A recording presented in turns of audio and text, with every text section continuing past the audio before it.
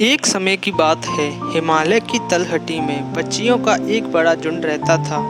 उस क्षेत्र में पक्षियों को भोजन की कमी का सामना करना पड़ रहा था। इसीलिए पक्षियों के राजा ने अपने झुंड को अनाज खोजने के लिए कहा।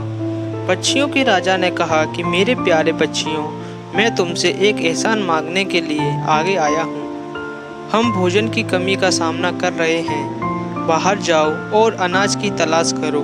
यदि आपको कोई मिलता है तो कृपया मुझे सूचित करें और हम इसे साझा करेंगे। पक्षियों ने सिर हिलाया और जल्द ही वे सभी भोजन की तलाश में उड़ गए। कुछ उत्तर की ओर चले गए जबकि कुछ दक्षिण की ओर चले गए।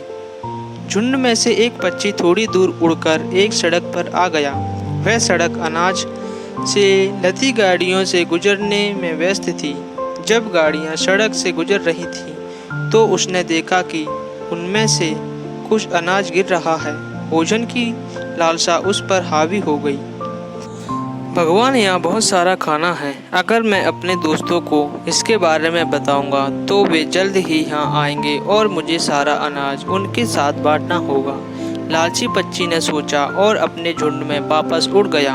अन्य पक्षी भी खाली हाथ आए।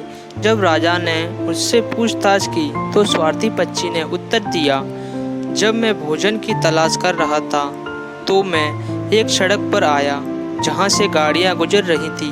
पक्षी आनंदित हो गए। क्या वहाँ कोई खाना था?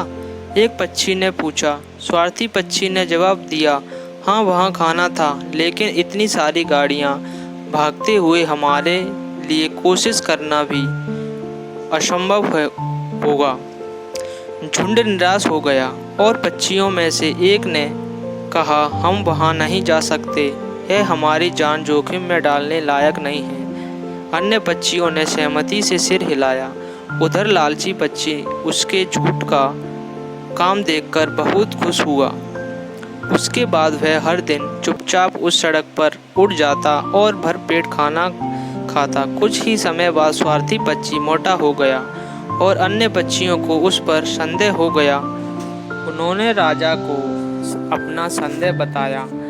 अगले दिन जब धोखेबाज पक्षी हमेशा की तरह सड़क से अपना पेट भरने के लिए उड़ गया तो राजा ने चुपचाप उसका पीछा किया। जब उसने एक पक्षी को दाना खाते हुए देखा तो उसने धोखा देते हुए पकड़ लिया। राजा चुपचाप सारा दृश्य देख रहा था। जब लालची पक्षी कह रहा था, एक भरी हुई गाड़ी सड़क पर आ गई। पक्षी ने गाड़ी को अपनी ओर आते देखा, लेकिन वह खड़ा रहा। यह मुझसे बहुत दूर है, उस समय में और अधिक खा सकता हूँ, धोखेबाज पक्षी ने कहा और खाना जारी रखा। पक्षी को पता ही नहीं चला कि गाड़ी की गति तेज हो गई है। अरे, उससे पहले कि वह बच पाता, गाड़ी उसके ऊपर से गुजर गई। वह बहुत खराब हालत में एक पुराने वृक्ष पर उतर।